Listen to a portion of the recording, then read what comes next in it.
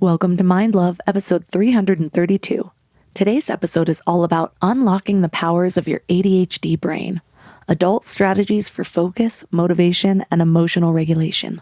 There's this thing with ADHD called rejection sensitivity. I didn't actually know about it at first either. And when I first heard about it, it was like a light bulb, like, oh, this makes so much sense. And Dr. William Dodson, he's like one of the leading people in the ADHD world. I think I mentioned him already because he pushed the interest-based nervous system idea. So he's kind of coined this idea, rejection sensitive dysphoria. It describes the idea of because we have kind of emotional dysregulation, because the way neurochemicals kind of work for people with ADHD differently, our emotional dysregulation is all sort of like out of whack. And so a lot of times we'll experience things really extremely. Turn up your frequency with Mind Love. Bite-sized brain hacks for seekers, dreamers, and doers. It's time to give your mind a little love with your host, Melissa Monti.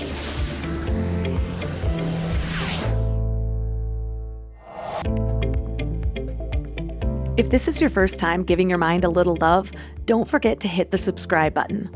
Mind love is a habit, and the more you give your mind that love and intention, the better you'll feel about yourself and your life. Plus, it's really a win-win because more subscribers means Mind Love attracts even more amazing guests to bring you their wisdom. So don't forget to subscribe. If you believe yourself to have ADHD, get ready for a snack because I feel like the pacing of this episode alone is going to titillate all those dopamine receptors that keep that beautiful brain of yours going. I have ADHD, and it's taken me decades with this diagnosis to not only truly understand my brain, but also to make peace with it. Screw that. I didn't make peace. I actually celebrate this brain. I love this brain. It is so rare that I'm truly frustrated with my brain because I know that the upsides far outweigh the downsides. Think about it. Your brain isn't typical. It's distinct. What a gift. You're a natural at thinking differently. Do you know how much corporations invest to find out-of-the-box thinkers? Spoiler, lots. The problem is, or shall I say the perceived problem is, we might struggle with conventional expectations like punctuality, stillness, silence, rigid structures, or conformity. Somehow, employers want us to think outside the box while fitting in one. I'm going to start with a little life hack, even before diving into the heart of this episode. Perception is shaped by presentation. It's marketing 101. It's even propaganda 101. Influence people's thoughts by directing their perception. You tell people what to think, and they often will.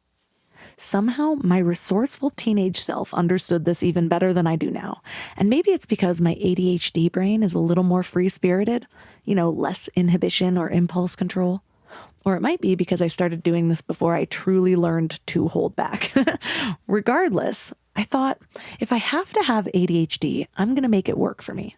So I went to disabled student services at school and got some adjustments. No grades based on attendance, no time limits on tests. I even got priority registration, which was honestly the ultimate college hack.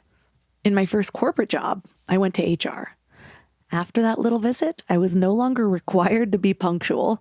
I was able to start work later than everyone else, and I even got a corner office when everyone else had cubicles. I am not saying that this is a lesson on how to be liked in the workplace, but there is something to say about owning your needs. And given that I became one of the top salespeople in my district, any annoyance from people who actually mattered faded pretty quickly. Well, these experiences taught me to love my ADHD. It's not just a condition, it's an edge, a unique advantage in many ways. And because I addressed the challenges, I found fewer reasons to be hard on myself, and I can focus on the many, many, many superpowers that come with my unique brain. Well, now that we've set the stage, I am so excited to share this interview. It's my favorite discussion on ADHD so far, and I have learned things that I didn't pick up in my last 20 years of understanding and harnessing my mind. This is going to be fast-paced, full of tips and tricks to manage your brain and to access its superpower. And our guest is Jesse Anderson. He's the author of Extra Focus, the Quick Start Guide to Adult ADHD. He's a writer, speaker, coach, ADHD advocate, and maker of things. Diagnosed at 36, Jesse writes about his insights and experiences living with ADHD in the weekly newsletter Extra Focus, which helps over 60,000 readers navigate their own ADHD journeys and better understand their loved ones. He's also known for his humorous, relatable, and insightful posts about ADHD on all of the social medias. So 3 key things we will learn are the surprising connection between rejection sensitivity and intense emotional reactions in people with ADHD, the secret to ADHD motivation and momentum, and how AI voice tools can help you organize your thoughts and help you tackle challenging tasks.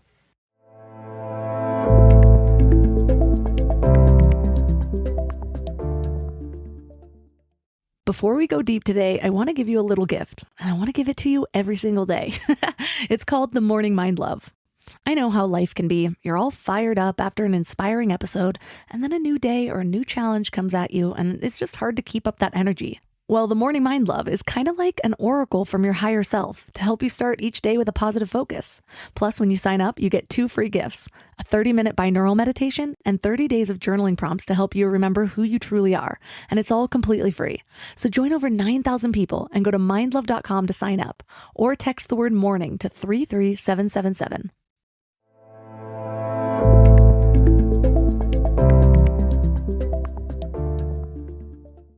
And now let's welcome Jesse Anderson to the show. Thank you so much for having me. It's fun to be here. So you discovered that you had ADHD when you were 36. Tell me about that whole experience, because so many people are diagnosed younger. And I also want to know how that then led you to being a pro at it enough to write a book.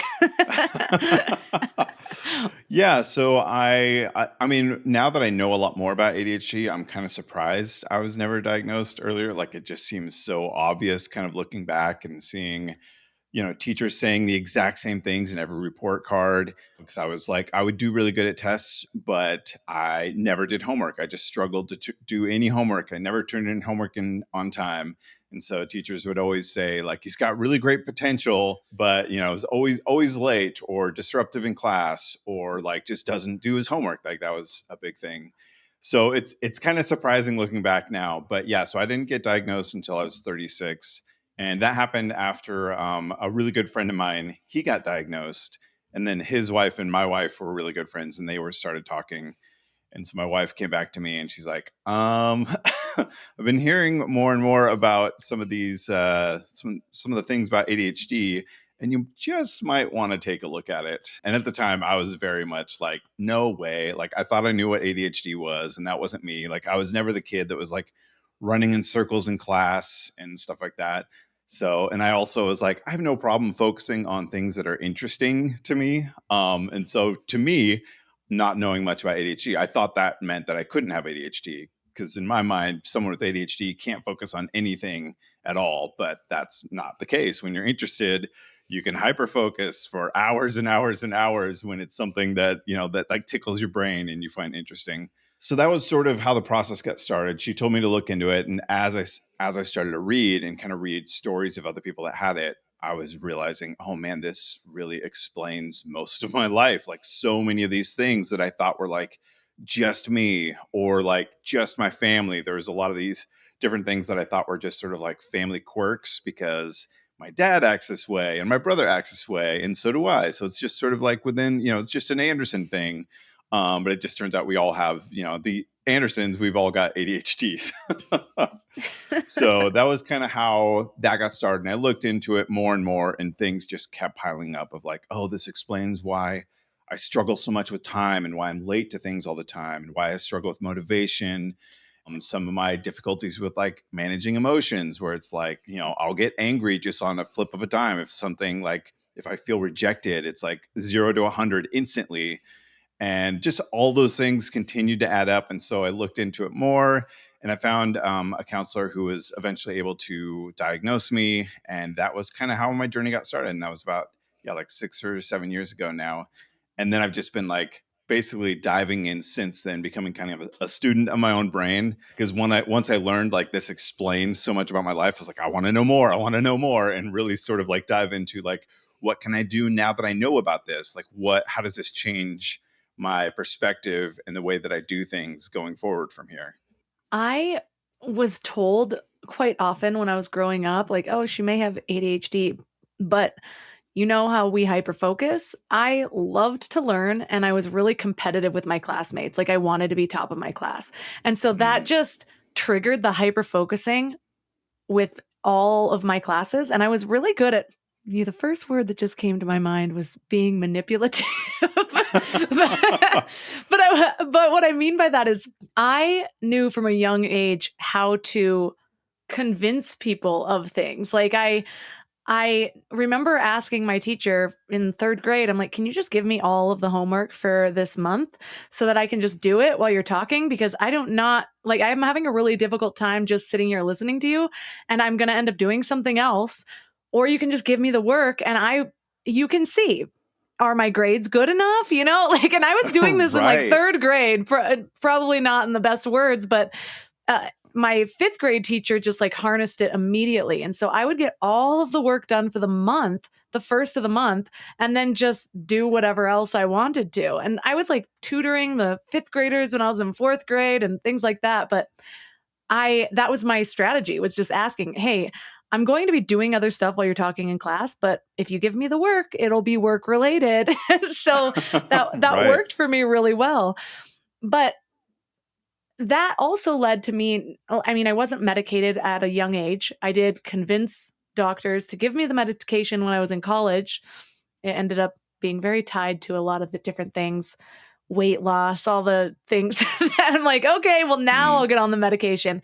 But I look at that now as sort of a downfall because now I live very holistically. I eventually got off of that medication. For me, it felt like it was stealing my soul. Like it took away my playfulness, and I would get really snappy when I was coming down from it. At the end of the day, I became very dependent on it. And now I kind of manage it holistically. And so it's like I'm learning everything from scratch because it went from like, okay, this is how I survive school, which the rest of life is nothing like school.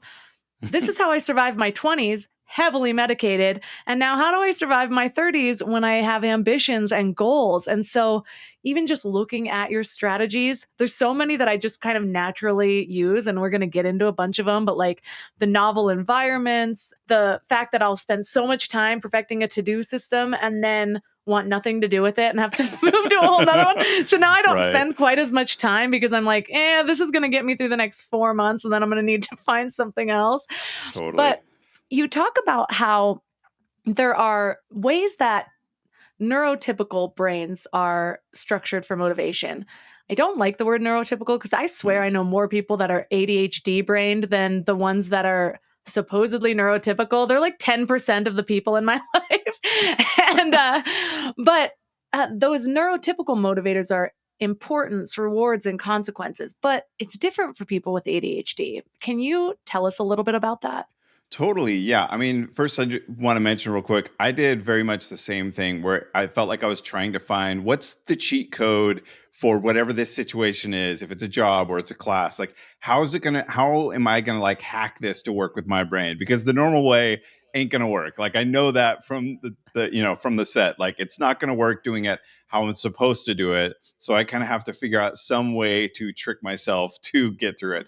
And I had a math teacher who really noticed that in me. And that was like sort of like that first time where I'm like, oh, I am pretty smart. I can tackle some of these challenges if I approach it from a new perspective. And she did sort of like what you were saying, like gave me kind of front loaded some of the work so that I could get through it quickly because that's how my brain worked. And then she gave me like challenging problems to work on instead. So that, yeah, totally relate with all of that you were talking about. As for, so the neurotypical people or whatever you want to say, most people I think are motivated by, like you said, that importance and rewards and consequences. And like, because of that, most of the productivity stuff you look at is based around those. It's like, how do you rank these by importance? And then how can you give yourself little rewards by completing these or give consequences if you don't? And that just doesn't really work for most people with ADHD, or at least not primarily. It's like very, very, very low on, on the scale of what's going to It's like on a Tuesday afternoon, it might work, but right, exactly. So for people with ADHD, we're kind of Dr. William Dodson calls it the interest-based nervous system, and I kind of break it down and call it just like the 4 C's of motivation, and those are captivate, create, compete, and complete. And just to go through those like pretty quickly. So captivate is things that are interesting. Like when I'm doing a new hobby that I'm loving, there's no difficulty being motivated to do that hobby. Like I am in it. I am interested and it just grabs me and pulls me in. The second one, same with the second one, which is create. And so captivate, create is about creativity and novelty. So like brainstorming a new business idea or like creating something new, or if you're like in some sort of like artistic way of doing it or like music, like those are another area where it's really easy to kind of like find the motivation to do those things. Like those are fun. Those are fun to our brain. And so it's really easy to get moving in those ways. The third one is compete. And that's you kind of talked about that a little bit with school, like kind of finding like the challenge and taking it on. I would always like kind of like Goodwill Hunting, like a teacher would mention like a really difficult problem. And that's all I wanted to do now is solve, like, how do I solve that problem that the teacher said was like, no one solved it for 3 semesters or whatever. That's like, that's what I'm going to do now. and then the fourth one is complete. And that's all about like deadlines, due dates, that urgency. Again, like with the school analogies, but like when you have the school paper and it's like, you got 3 months to work on this, I'm ignoring it for 2 months and 29 days. And then like that night before, suddenly that urgency shows up and I get all that motivation, energy. And that's when I can like tackle that big project. So yeah, captivate, create, compete, complete. Those are like the 4 C's of motivation that I think are the primary factors that motivate most people with ADHD. And when you know about those, you can really sort of see kind of like what you were saying, like you've collected strategies over the years. And a lot of times these really kind of line up with strategies you've used in the past. Like, especially I know so many times if I like, how do I get this done? Oh, I use a strategy that makes it urgent. Somehow it like injects urgency into that situation to make it something that's going to entertain my brain enough that I'm actually going to be able to get it done.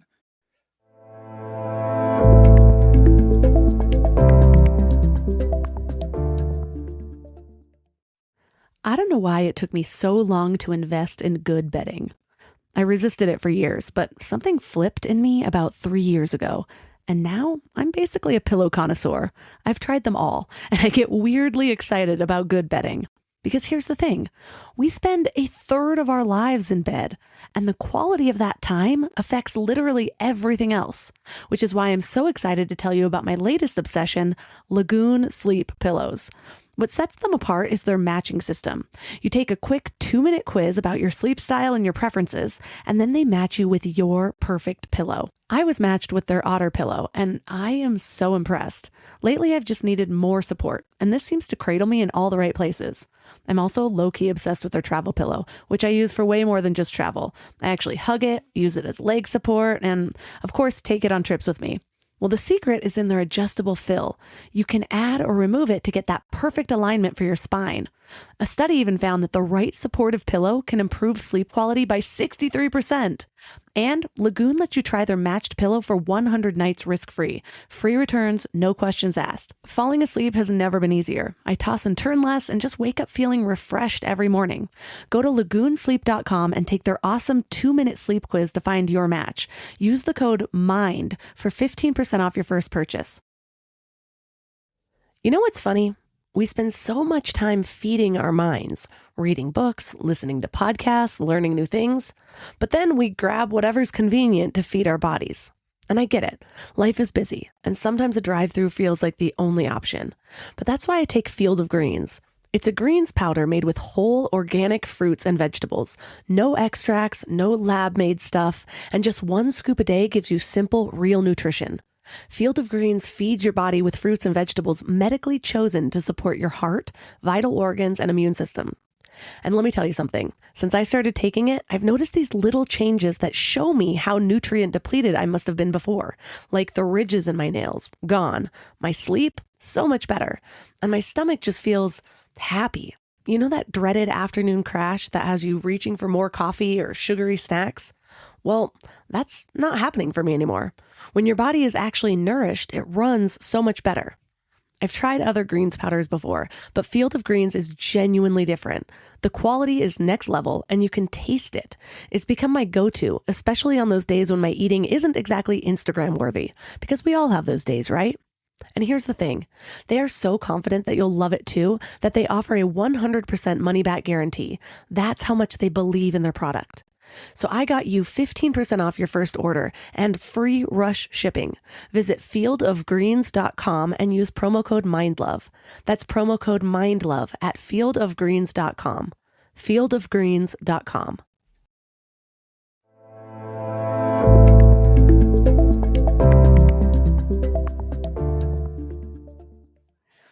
Yeah, when my husband and I, back when we were broke and first starting to build businesses, we lived in New York in this little tiny bedroom, a little bit bigger than a queen size bed. And we shared this apartment in a really awesome location though, with like 4 other people.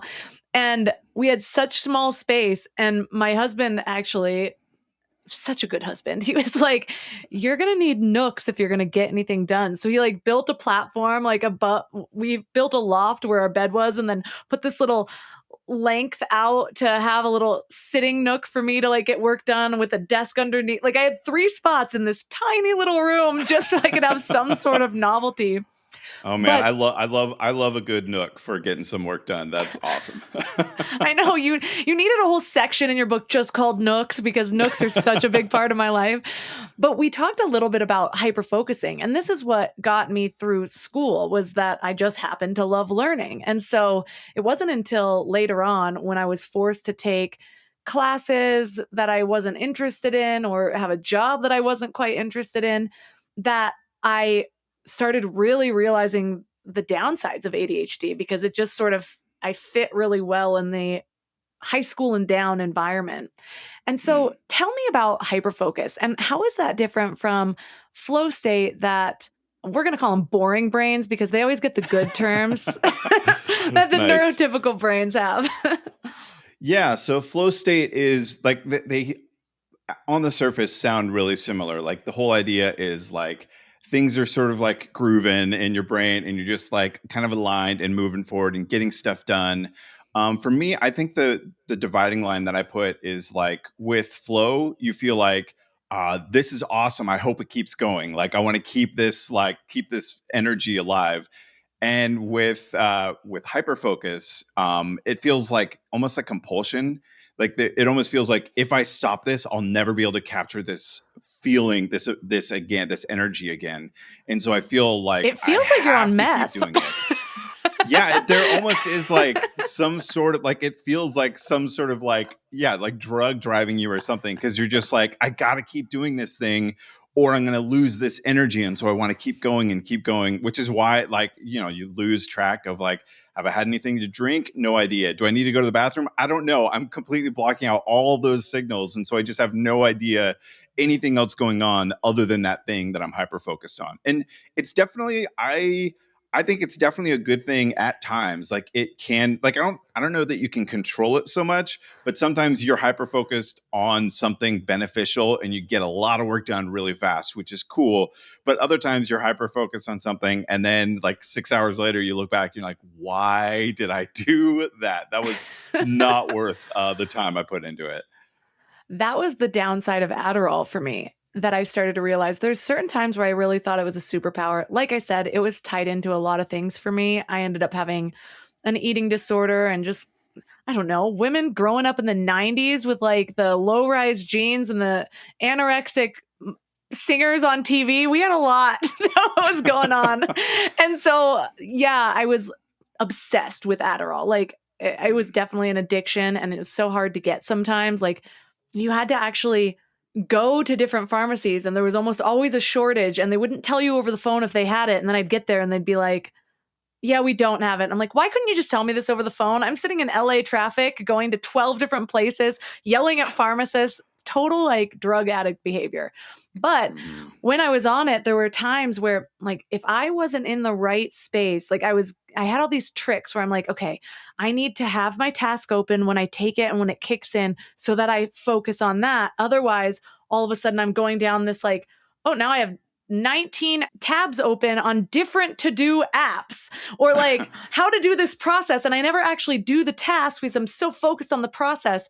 And that happens still a little bit with hyper-focusing, but it's like it was a for sure thing with Adderall almost every single time. And then I'd be like, okay, well, maybe I need to take it 3 minutes before I open the window. Like I was trying to Right. hag it in this weird way. And I don't really think it could do that. And it was getting more erratic the longer I was on it, less helpful. I don't know what my point of this was, but Yeah, I mean, I'll say from my own perspective, like first, like I'm not a doctor or anything like that, so I have no like this is not medical advice or anything. My own experience with ADHD medication is I have not found one that worked for me. I've tried several. I do have friends that it's been super beneficial for them. So I'm not like anti-med. Like if you find the right dosage. I know like some people have found it to be really helpful. For me, I have not found. I went through a doctor and we tried I think like 7 different medications, and I like one just made me mad all the time. Like I took it and like 3 days in, I told my wife, I was like, I think I'm gonna stop taking this one, and she's like, yes, please stop taking that one. You're just like, I just had like a short fuse about just like everything was annoying when I was on that one, which is kind of weird. And then a lot of them for me, just like it was just like a sugar pill. Like I didn't notice any difference at all. And I know it's so different from person to person because like a dosage that I take might like I might not feel anything, whereas someone else could take like 10% of that dose, and then that really like helps give them that extra whatever it is to kind of get through their day. But it's so different for different people, and yeah, it's kind of this weird world to navigate because there's also kind of like what you said when I was trying different medications and I was like going to like it felt like a drug deal or something, and it felt like so hard. Like you see like the person behind the counter kind of like eyeing you weird, like do you really have the it's such a there's so much stigma and just like I don't know drama and stuff kind of associated with that whole world, which is unfortunate because I do think it's helpful for the right person that has the right dose and everything else. But it yeah, it's kind of a complicated world, all of that, which is partly why in the book that I wrote, I kind of just avoided that topic because it's such a divisive and like touch point. Like I didn't want, yeah, I was like, I don't really have the knowledge there anyway, so I'm just going to kind of like sidestep that topic. But yeah. well, I brought you right into it. No, yeah, for me, my audience probably knows this by now, but I am highly distrustful of the pharmaceutical industry based on it started with actual experiences of my own, how my dad was treated when he had cancer, my whole experience being way overprescribed Adderall for 10 years, having to get off of it. Then you just see documentaries like Dope Sick on Hulu and like The Bleeding Edge. Like there's just so much corruption in that industry. So again, sure, I hear Mel Robbins takes ADHD medication and I really respect her. And also, for some reason, every single person in my life that has taken it has had a complete opposite thing. Like it is a prescription methamphetamine. So just know that going in. But we'll move on to the other topics that are in the book. So you talked about the 4 C's of motivation framework. And I love this because like you said, there's been so many times where I'm like, okay, how do I hack my motivation? And I'm reading a Boring Brain book and I'll try it and it kind of works at first, but then I end up realizing it's actually more in that novelty. It's this new system for me. And then I'm like, okay, why do I not care about this little reward in my to-do list app? I don't want a badge, like make me feel something. Give me a nook,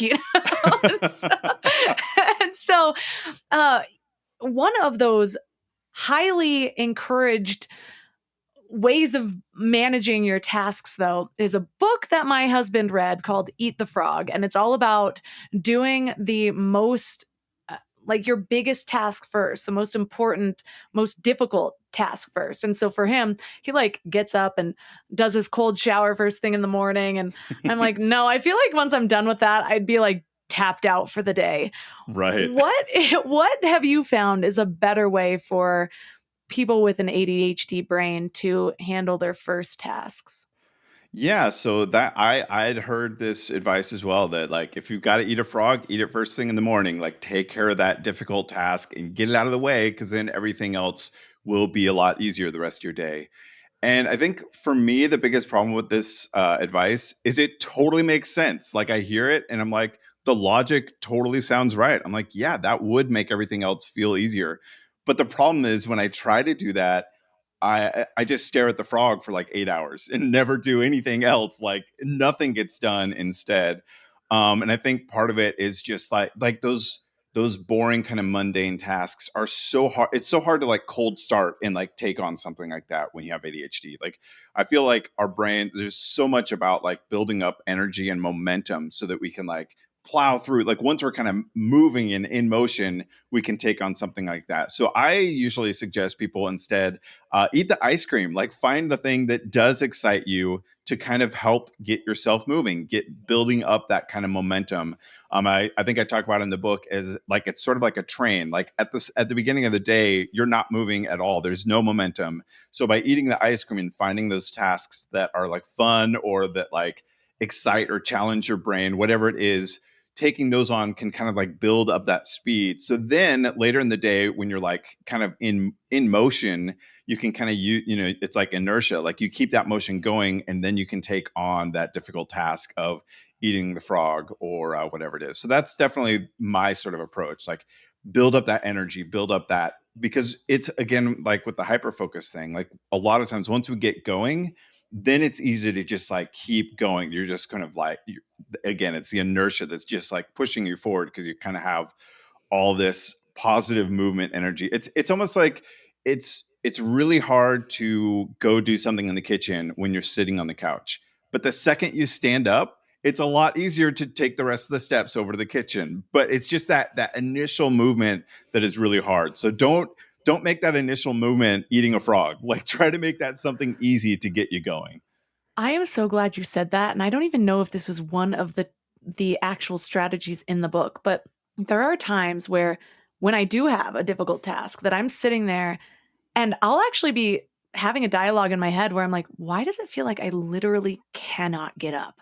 Like there's a huge weight on my entire body and I can't get up if I wanted to. Like this procrastination is taking over my entire body.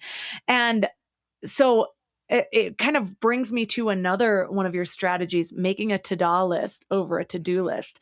And the amount of times I will let you go into more detail on what that even means, but the amount of times that I've done a couple of things, but I still have a kind of a bigger thing to do.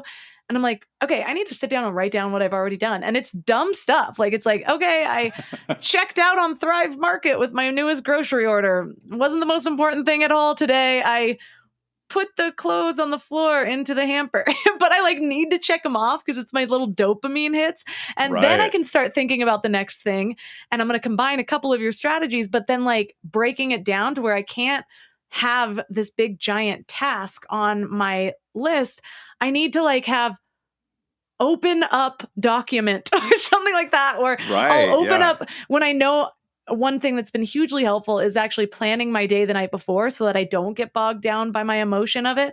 And so I'll be like, okay, I've got these things to do, and I'll just open up like the documents or whatever on my screen. So I know I just sort of touched on like 3 different strategies, but I'm going to let you go into more detail on them. Yeah. So first off, you mentioned like the to-do list, and I love this. Again, it's very similar to kind of the big frog, eating the frog issue, where it's so easy to like feel like you haven't done anything, and then when you haven't done anything, it's hard to get started. So the idea of like a to-do list is you write down some of the things that you've done, and like you said, they might be simple things like I think you said like finishing a grocery order, or like putting some clothes in the hamper, or like maybe it's even just like made coffee, went, like for me, I work in a home office, so like got dressed and moved to my home office. Sometimes it's as simple as that. Other times maybe you got a lot done and it just takes like sitting down and thinking about it for a moment. But then you put these on the list and you check them off. Like they're already done, but you physically write them down on the list and then check them off. And then you look at your list and you're like, I'm halfway done. Like I'm moving through this list already. And it becomes a lot more of like, there's that positive kind of association that happens, like, oh, I'm already checking stuff off here. This feels good. I want to keep doing it so I can keep checking it off.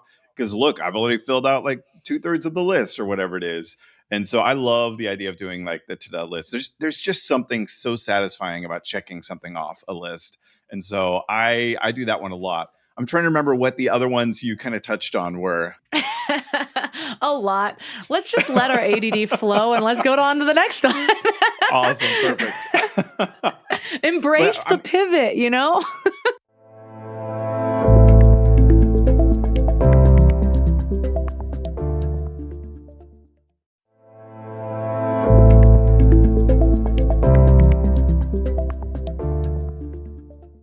Yeah, I will say like one thing that I love that I've really kind of talked about in the book was like a lot of these strategies are totally meant to be like mixed up. Try this, try that, like switch them out. I really think like I'm into different sports, and one analogy that really makes sense for me is like in football they have like their call list, like their playbook.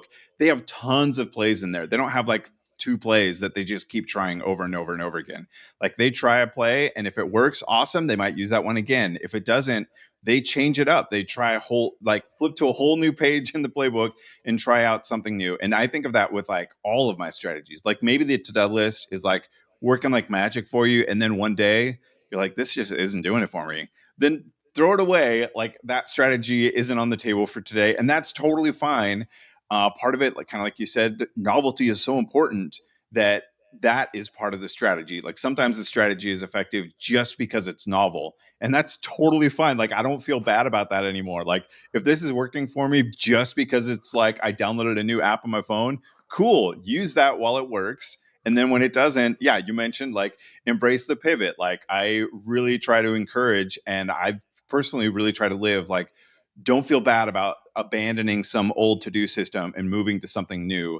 Like just move forward with that, and sort of like it's just sort of like accepting your brain for what it is. Like my brain like really loves novelty, and so it's really going to love some strategies for a while.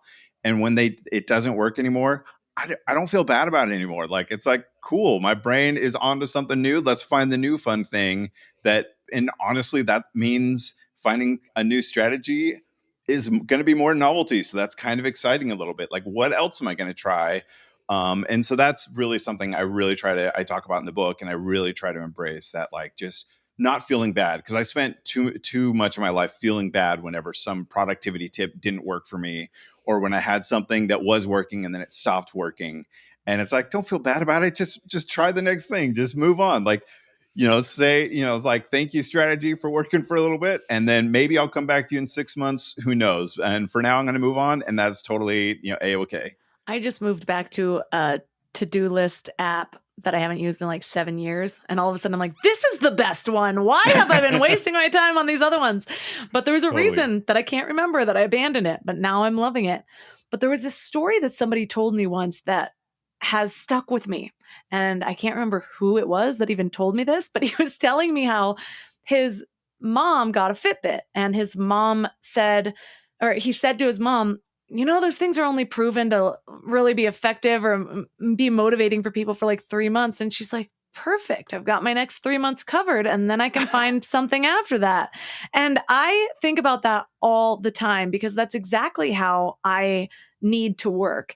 And I will say it's easier now because I've had success in my life, and I love my ADHD brain. There's a lot of downsides to it, but there's a lot of downsides to boring brains as well. And the amount of things that I can get myself excited for, and like projects that I've started and now have learned to work with my brain to complete, at least to some level. And I recommend outsourcing too, once you can afford it. It's like, okay, well, now I can. And so I know that this part of the project is going to be most exciting, and this part's going to kind of peter me out. So let me have some freelancers lined up so I can have those tasks be sent off to them.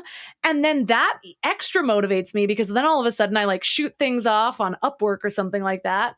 Or Indeed, and then I go to sleep and come back, and a couple days later, I've forgotten about that task. I'm working on something else, and then it comes back to me, and I'm like, oh, this is all done. I can start doing the next phase of this. It's actually amazing.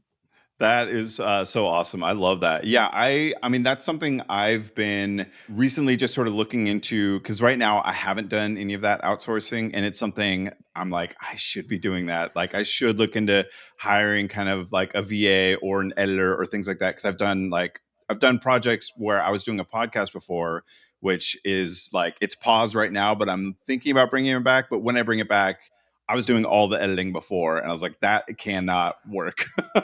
So hiring an editor, yeah, like once you're able to kind of make that work, I think that's so awesome. I was actually I was teaching a course a while back, and one of the people attending the course kind of like half joking said like, if everyone with ADHD had like a full-time assistant, we'd all be millionaires because we have all these great ideas. And what happens is there's just those little difficulties in implementation, those little like boring things that are little catches. But I just like you said, like I love my brain. I would not want to. I would like if there was a pill that took away ADHD, I would not take that. Like I love the way my brain works. Like it's so much of who I am. And yeah, there's difficulties, particularly because we live in a boring brain world.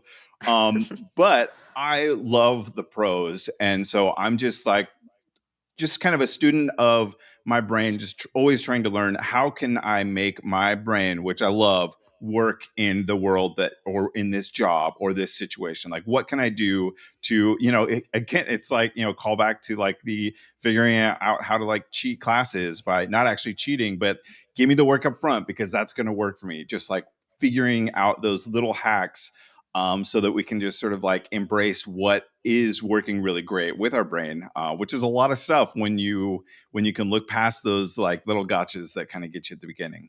That brings me to another one of your strategies on externalizing the problem. And I will tell you that getting the details out of your head, I used to do this in a couple of different ways. Yes, writing down the tasks in general, breaking it up was helpful because not only does it let me see what there is coming up, but it forces me to get it out of my head. And I don't even realize Mhm. it's simpler than I'm making it out to be. This whole heavy weight, it feels like a weighted blanket on the couch, can't get up. But if I just write down, well, what are the first few tasks? And maybe it seems so overwhelming, but the first task is research for 15 minutes or something like that. And then all of a sudden I'm finding out different answers. But also, I use an app called Otter where you can speak and it transcribes it. But now that we're living in an AI world, I have a new formula of kind of like, I'll just speak to Otter and then I copy and paste the transcription into Chat GPT and I'm like, write this in bullet points, and all of a sudden it's like this. You don't even need the VA anymore. Sometimes you don't even need to outsource things. Sometimes I'll just have a conversation with Chat GPT like it's my coach just to get different insights into how I should organize my brain. Like, this is what I'm thinking. And if I can speak it, it's even better because then it's not this overwhelming thing that I am like, well, I don't even have time to write it out because that gets in the way of outsourcing quite a bit. I'm like, I could just do this task before I could explain it to somebody. But with Chat GPT's help, sometimes you don't need the VA. Sometimes they can at least help you formulate the Upwork job post or whatever it is. And so that those things have been really helpful. And then also when it becomes affordable, I'm at the point where now I'm like, okay, I've done all that I can do with outsourcing.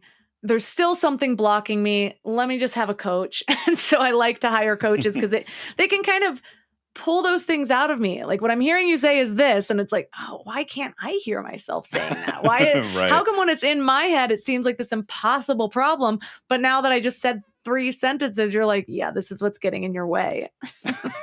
Yeah, I think it's funny when I've worked with coaches before and like you can like almost sense it happening where you're like they're not even saying anything. They're just like hanging out with me and I'm verbalizing and like solving these problems and their just like presence is enough to get me to do that because otherwise I wouldn't say it out loud. It would be in my head. And I think like when those words are in the head, they're all kind of jumbled and they feel like they're clear, but they aren't really clear. But then, kind of like what you said at the beginning, like the externalizing the problem, like getting it out of my head and into the real world, even if it's just like speaking it, it like makes it real somehow. It forces you to structure it in a certain way. And then when you do that, I think like some of the maybe a problem with the idea, or like, oh, why am I doing it like this? Now that I say that thing out loud, like that sounds ridiculous that that's something I keep doing and expecting it to work. Yeah, I think I find that all the time, which is why, like, again, like you said, like I've found tools. There's a tool called Audio Pen, which is really similar to, it does like Otter and ChatGPT sort of combined. So it's like one tool where you can speak it and then it'll do those bullet points that you're talking about.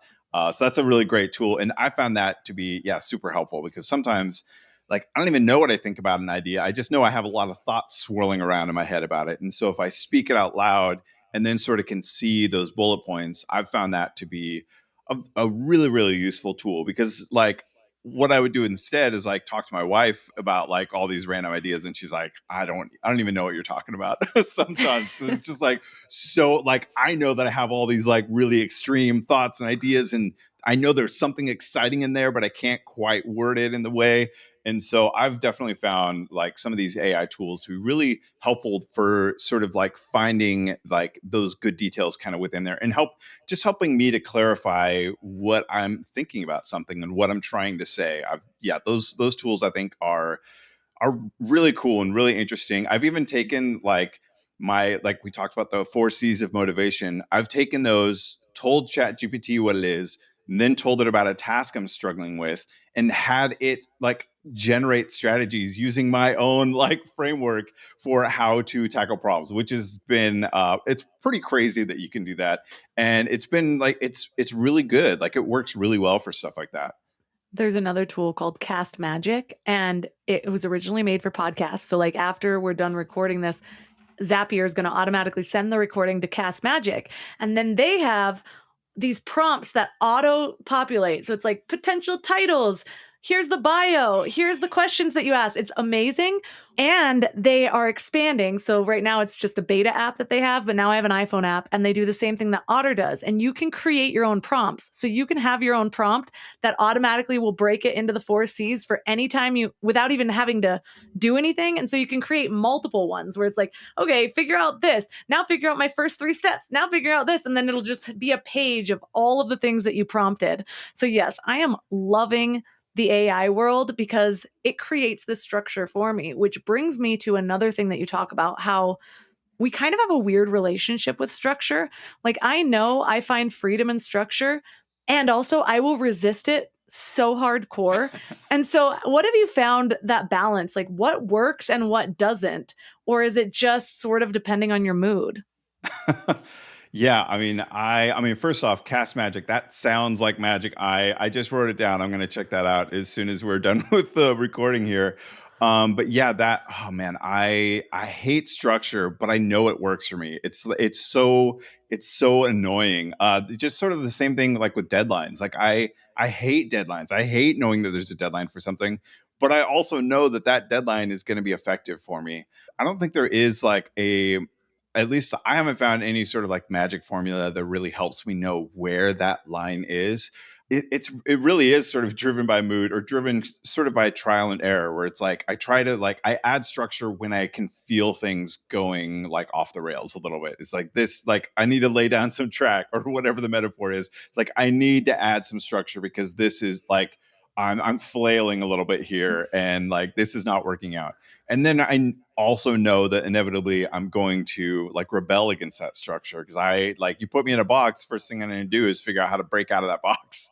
And so I do think it's sort of like a, like a give and take, a push and pull with that kind of structure. I'm always wanting to push it away, but then like there's that sensible part of me that's like, if we don't add this, this is never going to get done, or this is never going to go right. And I think also part of it just has to do with like experience of having seen structure work for me. And so there's like the logical part of my brain where it's like, I know this will help, like because I've seen it, even though there's that like rebellious part of my soul that's like, oh, I don't want that structure. I can point to examples in my life where I know that structure has helped. Or when like building a project, like if you just, like if I'm working on like an app, that like I do some like development stuff. If I'm working on an app and I don't like set like like ship early, like I'm going to work on it for like 7 years and never finish it. Or like my book is a great example. Like I could have worked on that book for 10 years if I hadn't set like deadlines, and if I hadn't set like, I don't want it to be more than this many words, and like those sorts of things to really help rein it in. But I just said that and I broke past my word limit because I got there and I was like, oh, let's do it just a little bit more. And so it's so much of that kind of back and forth, and just sort of finding where that kind of fuzzy line is, where structure can exist and be helpful without being too constraining.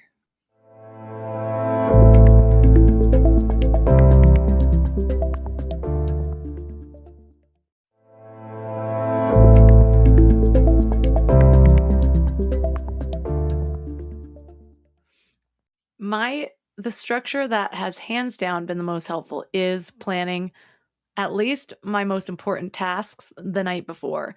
And so I'll just like drag them into today. I told you I went back to a to-do list app that I'm like, well, where's this been for years that I abandoned years ago? Things I've been using Todoist, but what it lacks is, and this is something that Things has, and so did OmniFocus, but then OmniFocus was a little bit too robust to where I'd get lost in trying to over organize it all. Oh, Well, same. Like I spent hours and hours trying to build the perfect structure in OmniFocus, and it'll let you, but it's like it's just way too overwhelming. There's so much power there that it just like it becomes overwhelming eventually. I know I had like Apple scripts going. I got all Yep. nerdy about it. And with things, but the thing I need is not just a deadline, I need a start date as well. And so I need it to be pushing something forward, because some things, yeah, the deadline's tomorrow, but I can start it tomorrow. Like I can only do it tomorrow, And so I don't want it coming up like within the 3 days. And then there's other things that I'm like, it's due in 4 weeks, but I know I need to start now or else I'm going to be super stressed out. And so I need it to be showing up in today already. And then you can also just star things or drag it to today. It makes it very easy to just move things into today without having to over organize. So that's what I'm using right now. But the planning the night before or having the files open, like I said, kind of preparing my workspace works. I do rebel against it. And so I kind of go in waves of that. But one thing I've noticed is you mentioned it, where you now have enough evidence that something works for you. So you've got a logical brain side. I've made it a habit to really dwell on the positive effects of something. So an example is meditation. For a long time, meditation was like hell for my ADD brain. Right. And then I started to, the more I did it, the better I got at it, first of all. It started to feel differently than it did in the beginning. But I've now tied meditation with euphoria. Like I actually get really excited to do it.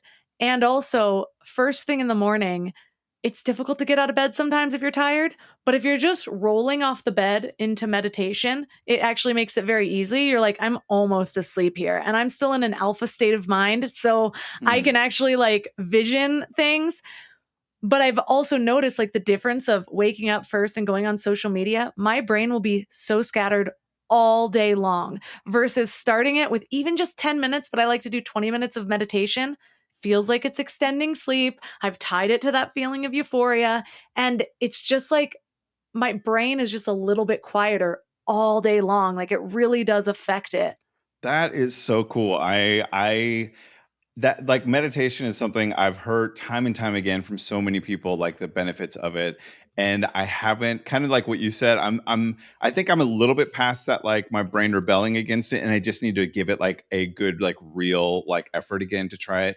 I have done, it's like not quite meditation, but I've done like, sometimes I'll do walks, and I find that to be like really like, leave the podcast at home and just like walk around, walk around. I live near a school, so I'll just like walk around the track like 3 or 4 times and just sort of like ponder and sort of think, and like that, I find that to be really helpful.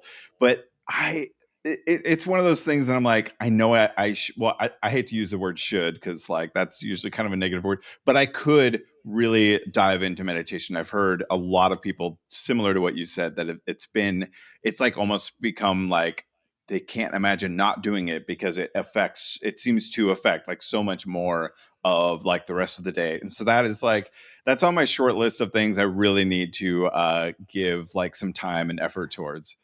I have a trick for you because I will tell you how meditation finally became something that I loved. And I'm going to give you two things. One where you don't have to buy a device, one where you do. There's this thing called the Muse headband, and it actually goes around your head. And I have mixed feelings about it because I, on one hand, love it. On the other hand, I'm this holistic person that thinks about EMFs. So I used it for a period of time, and I don't always use it anymore, but it has an app and it shows you when your brain is distracted. And so it's all about coming back to a mantra, which is so important for people with ADHD because you're training your brain to focus and come back to something, and it makes real changes in your brain.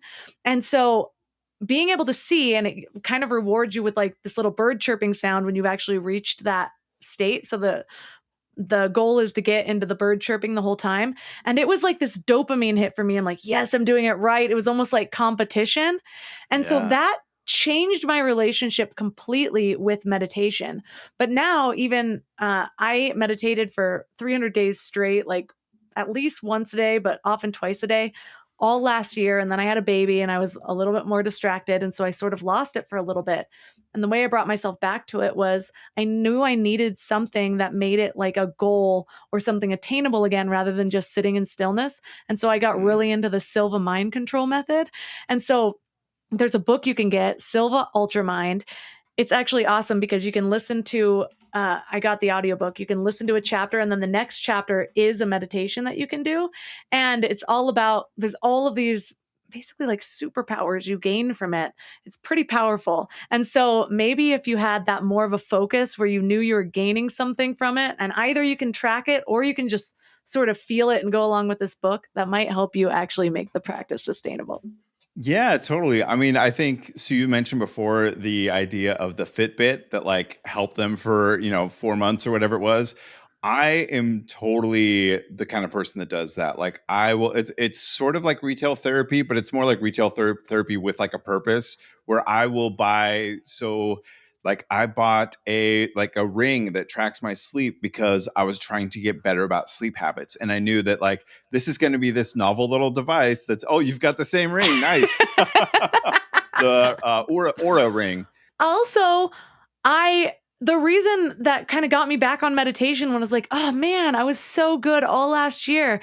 They introduced the new stress like test, and I looked at my stress levels the first 2 days it was launched, and I was like, that is not good. And it said, take a couple minutes to yourself. And so I meditated for 5 minutes, and then the next morning I started meditating every day again.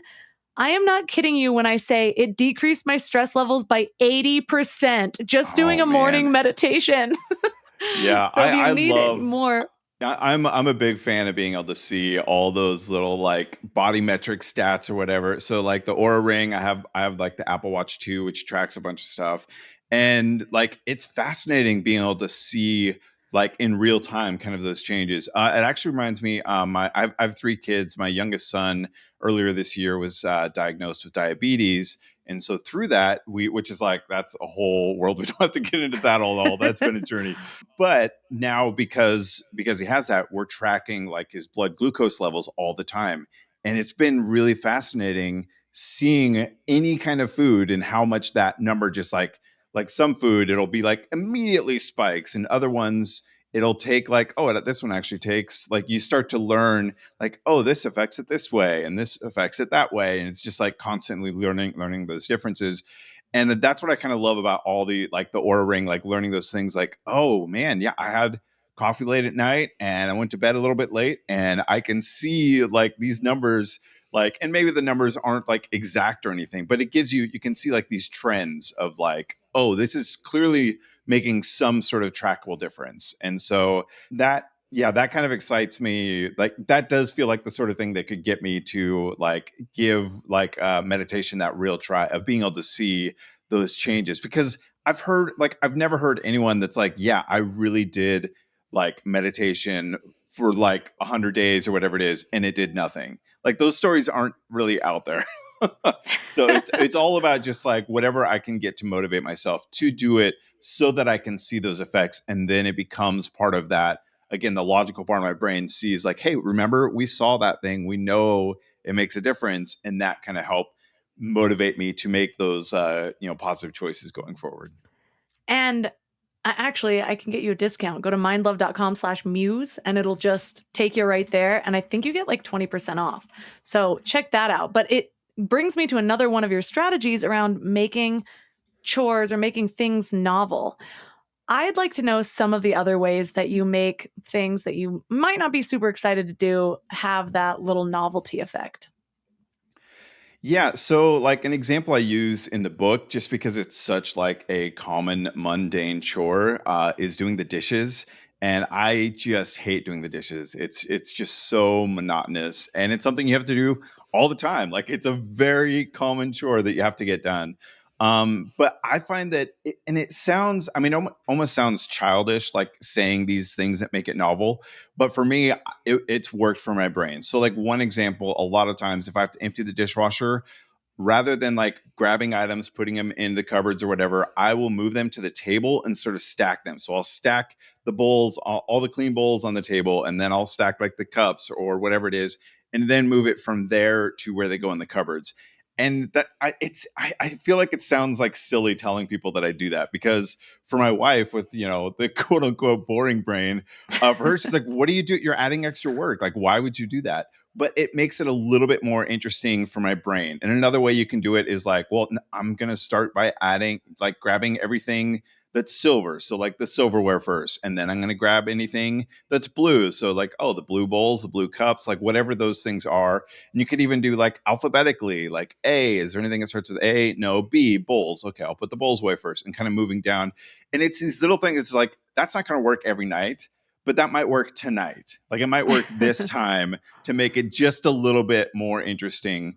And another thing I do a ton, I listen to lots of podcasts and audiobooks too. And so my AirPods are pretty much always in my ear, especially if I'm doing any sort of chore.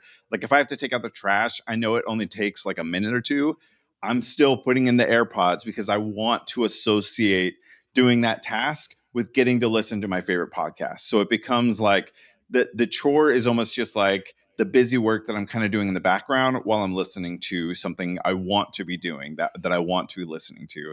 And so those are a few ways that I really try to add that novelty, that kind of almost creativity to those boring tasks like doing the dishes.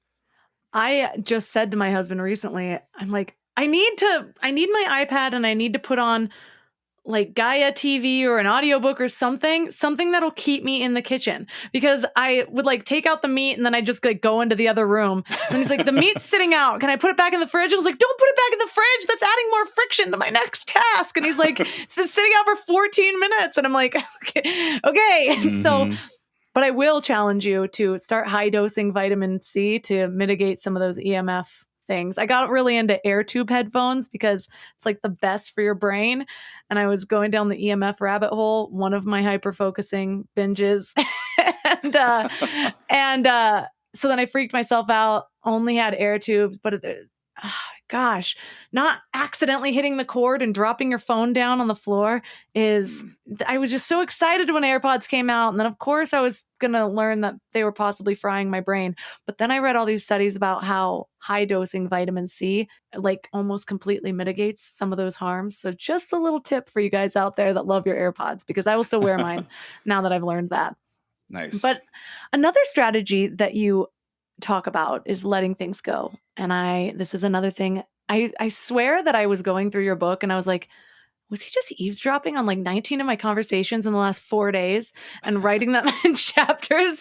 Feels like a joke. And one of those was, I was like, I feel like the older I get, the harder of a time I'm having letting things go, even though I do so much work around stuff like that.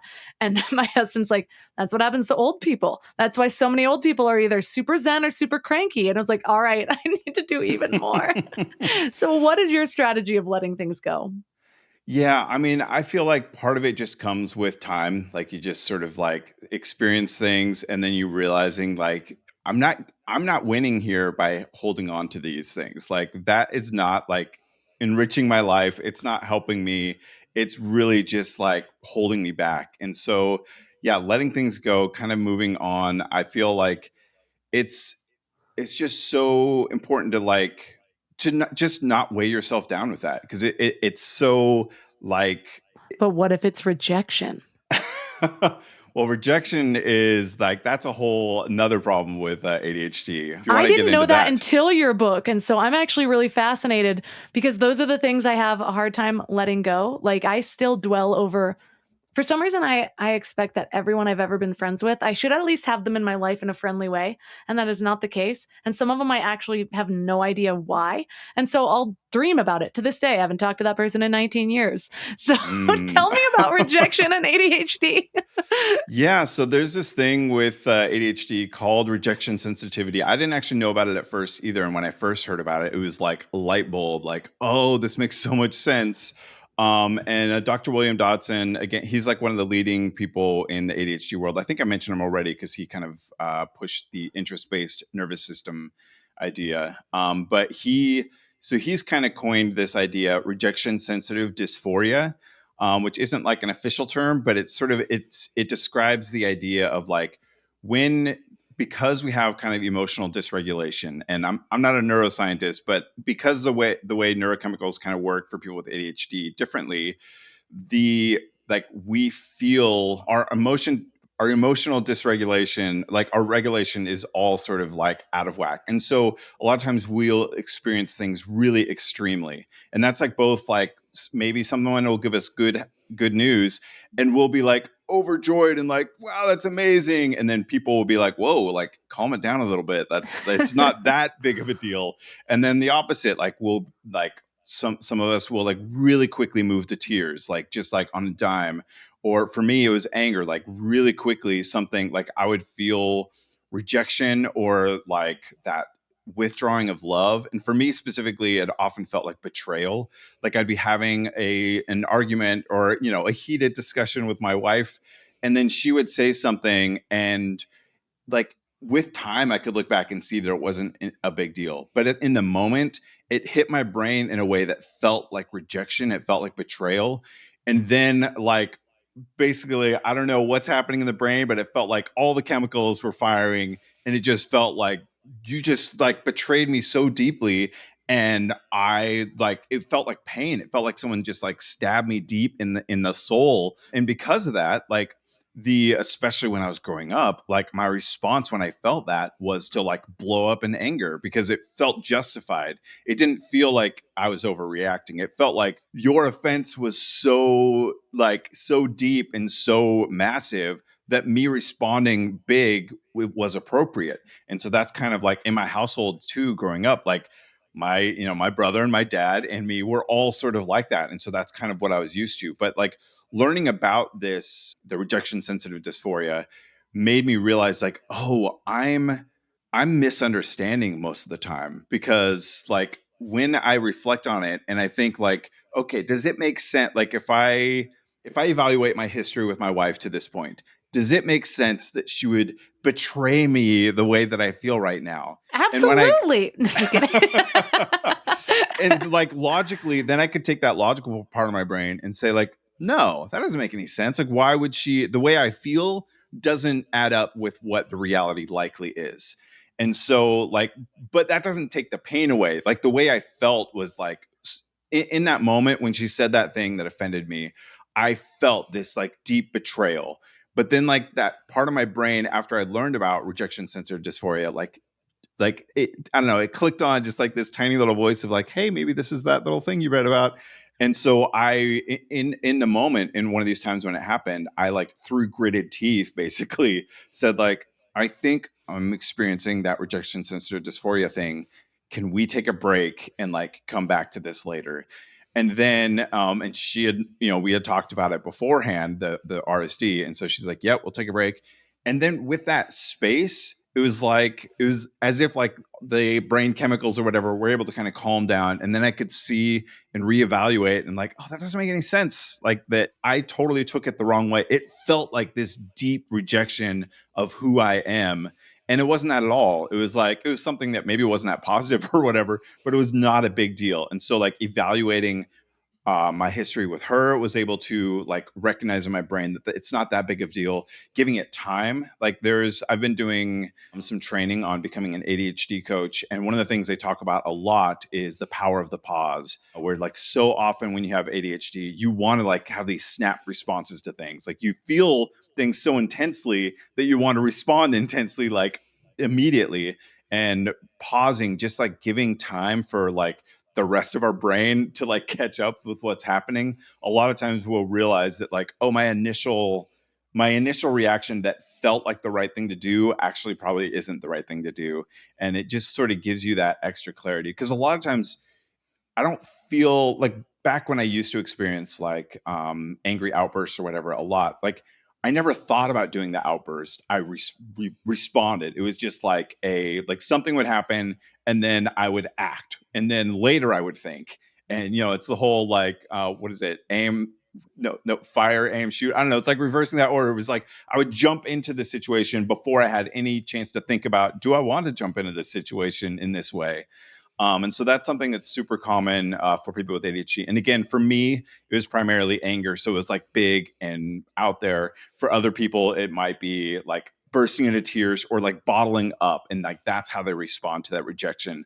But it's fairly universal, like most people with ADHD, where that feeling of rejection. And I think part of it is because when you have ADHD, you've probably grown up hearing lots of negative messages. And so you're really sensitive to that idea of rejection.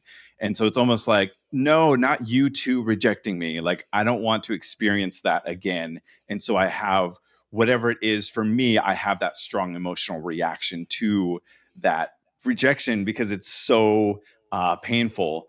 But recognizing it again, like knowing that it's a thing, helps me to find the power of the pause, like helping to give give space to that moment so that I can have a chance to reflect and not just respond.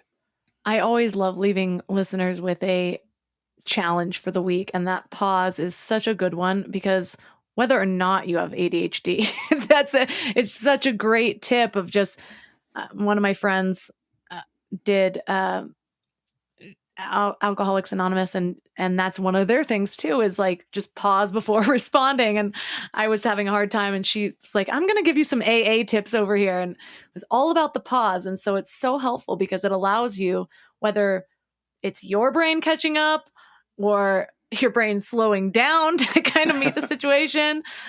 I do that a lot where people are just like talking too slow. And I'm like, I can barely follow you because you're talking too slow. Can I 2X you like I do my podcast? Totally. But there's so much gold in your book. There's so many things that I feel like we could talk for hours just because I'm like, I feel so seen.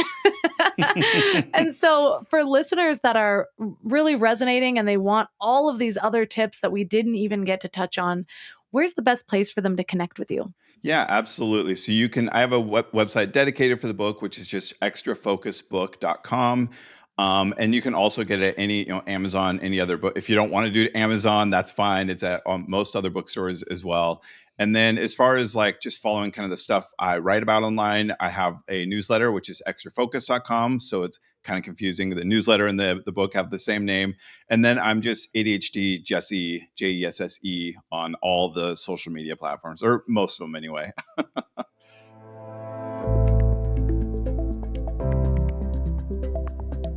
All the links for this episode are at mindlove.com/332. Your challenge for this week is to pick just one of these many, many tips that we talked about and try to apply it. If you can't remember any of them, try this instead. Become aware of the most challenging aspects of your ADHD. Is it just getting started with things? Is it maintaining motivation? And then with that in mind, go back and listen to this episode and pick up tricks just for that. I know it sounds tedious. If you're anything like me, you don't like listening to things a second time. My cousin's always like, oh, I watched Elf for the 300th time. And I'm like, if I've seen a movie, I want nothing to do with it ever again. I need the new and novel and exciting all the time. But just this once, challenge yourself, because I promise you, it's with this awareness and learning how to work with your unique strengths and perceived weaknesses, and then actually noticing when something works, that's when it starts to motivate you to do this more and more and really optimize your life based on your needs. So become aware. I notice this when I'm like, oh my God, my brain hurts. I feel so distracted. And just take note. What's going on at this moment? What are you focusing on? For me, a lot of times what really triggers my ADHD is clutter, which is funny because then my ADHD actually creates clutter as well. It's very difficult to like clean as I go. And so I will notice all of a sudden I've got all this stuff to do. And then all of a sudden I'm noticing all the things that need to be done, including everything being everywhere. And that's when my brain feels like it hurts. And so notice the conditions of that. What led to that? Take note of the harder times, of the harder moments, what's going on around it, and then listen to this episode again and see which ones you can take. If you want just a little recap on some of my favorites, I like the eat the ice cream first, getting some of the easy tasks done right away instead of eat the frog, which is what my husband does. And again, mine's all about novelty, so it depends on when you get me. Sometimes I'm eating that frog and sometimes I'm eating the ice cream. But just know that each one is its own method. And when we can realize that, it's easier to be easy on ourselves. Also embracing the pivot. So knowing that you'll eventually get bored with the system. This can also be seen as a gift. Externalizing the problems, get things out of your head, just write it down. You don't need to have a strategy or a complete system every single time, just write it down. Oh, or making chores novel. I used to only fold laundry while watching The Bachelor. Now I'm in a little bit more of a productive phase. And so I listen to an audiobook or watch some sort of webinar while I am folding, but it keeps me stuck in one spot, less likely to just wander off. So let me know how it goes. Reach out to me on Instagram at mindlovemelissa, or you can find Jessie at ADHD Jessie. If you are not following me on Instagram, please do so. It's been a whole new world over there recently. I've got reels, I've got posts, there's all sorts of things going on that you're missing out on. So meet me at mindlovemelissa. You can find all of my amazing sponsors and their really exciting discount codes at mindlove.com/sponsors. Don't forget, I vet all of these. They are companies that I really like. I turn down a lot of potential sponsors. So these are great ones that I personally use and love. If you have an ADHD friend or family member that would love this episode, please share it with them. Tap the little share button, or you could just share on Instagram, take a screenshot, tag me, mindlovemelissa and mindlovepodcast. And that's all for today. So thanks for giving your ADHD mind a little love today, and I'll see you next week. Thanks for tuning into Your Higher Frequency with Mind Love. Head to mindlove.com for a free gift to keep your vibes up until next week.